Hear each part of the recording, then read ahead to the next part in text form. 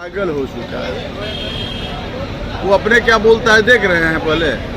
अब कोई मुद्दा नहीं मिला तो एडिट करना शुरू कर दिया भाषण में।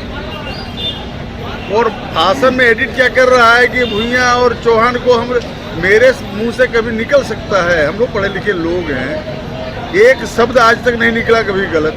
और वो एडिट किया हो उसको आप लोग गौर से देख लीजिए किस ढंग से एडिट किया है और किस तरह। मैं ये नाम ही नहीं लिया, ये शब्द का ही उपयोग मैंने किया हूँ। तो उसको कोई मुद्दा नहीं है।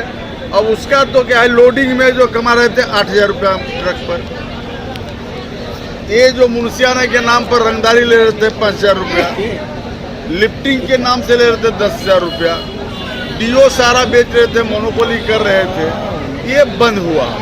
अब लेबर को मैंने 10,000 रुपया करा दिया, सब लेबर को 10,000 रुपया मिल रहा है। लिफ्टिंग जिसको मिल गया वो लिफ्टिंग कर रहा है, डीओ ओपन टू ऑल करा दिए हैं। अब उनका जो कमाई घट रहा है तो उनको पागलपन का दौर चला है। और वो जितनी बात कहें उनको प्रमाणित करना पड़ेगा। मैं प्लीडर नोटिस उसको दे रहा हूँ, या तो क्षमा मांगे नहीं तो मानहानि का हम केस करेंगे, हम छोड़ने उसको नहीं जाएंगे। लेकिन कह रहे हैं कि आपकी उम्र हो गई है, इस तरह से उम्र से नहीं कुछ होता है। आडवाणी जी 92 साल की उम्र में भी सांसद थे, कोई एक शब्द उलट-पलट नहीं निकला। उम्र से नहीं होता है।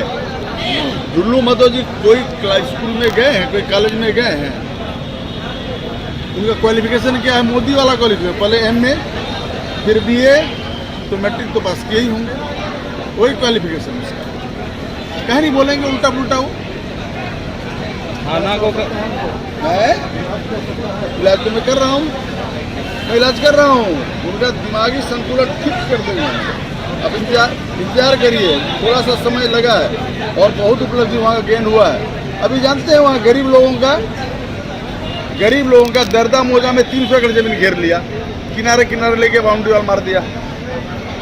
लेडी डूमान में करीब 100 एकड़ जमीन घेर दिया। अब बीच वाला पूछते हम लोग कैसे जाएंगे, बोलता है हेलीकॉप्टर ले लो। अब बताइए किसान हेलीकॉप्टर लगे इसके भीतर में जाएगा, जहाँ 18 फुट का बाउंड्री वाल कर दिया है।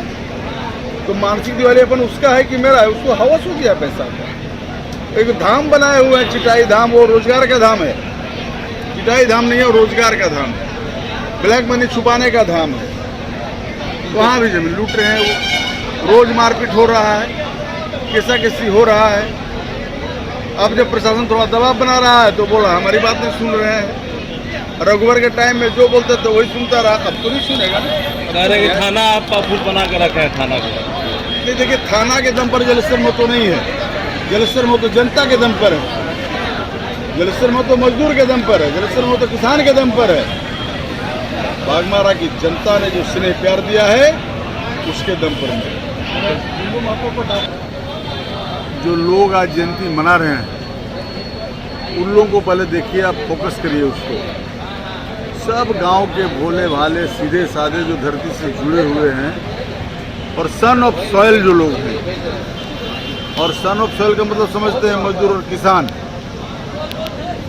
का मांग है कि ये जो एयरपोर्ट बन रहा है इसको बोकारो एयरपोर्ट नहीं करके विनोद बिहारी महतो एयरपोर्ट होना चाहिए। ये सबका आम मांग है। इसलिए ये मांग है कि विनोद बिहारी महतो एक धरोहर थे। विनोद बिहारी महतो ने झारखंड आंदोलन के माध्यम से झारखंडी को एकजुट करने का काम किया और झारखंड अलग राज्य दिलाकर वो गए। अब उनके पहले ही विनोद बाबू का निधन हो गया। निधन होने के बाद वो दिल्ली में सांसद थे, उसी समय निधन हुआ और उनका पार्थिव शरीर झारखंड की धरती पर सबसे पहले कहीं उतरा है। यही जो बोकारो आपका सेल का जो एयरपोर्ट था वहाँ उतरा। इसलिए लोगों का यहाँ सेंटिमेंटल लगाव है कि पार्थिव शरीर जब सबसे पहले विनोद बिहारी महतो का बोकारो के एयरपोर्ट में उतरा है धरती पर, तो इस एयरपोर्ट का नाम निश्चित तौर पर विनोद बिहारी महतो एयरपोर्ट होना चाहिए। आपकी सरकार है, सरकार में आप मंत्री भी हैं, क्या संज्ञान में लाएंगे? देखिए राज्य सरकार तो रिकमेंड भेज सकता है, यह तो केंद्र का मामला है और केंद्र में भी हम लोग ये प्रयास करेंगे। और जब जिम्मेवारी मिली है तो हम लोग जाएंगे, जितनी ताकत है वो लगाएंगे। जितनी शक्ति है उसको लगाएंगे और जितना बुद्धि विवेक है सबको लगाएंगे। और इसमें दलगत भावना से ऊपर उठ के हम सभी लोग जो विनोद बाबू के अनुयायी हैं, चाहे किसी पार्टी में हैं, सबका डेलीगेट लेके हम लोग दिल्ली जाएंगे और उड्डयन मंत्री से मिलकर हम लोग इस भावना का, जो जनता का भावना है, इससे अवगत कराएंगे और उनसे मांग करेंगे कि बोकारो एयरपोर्ट को विनोद बिहारी महतो एयरपोर्ट का नाम दिया जाए।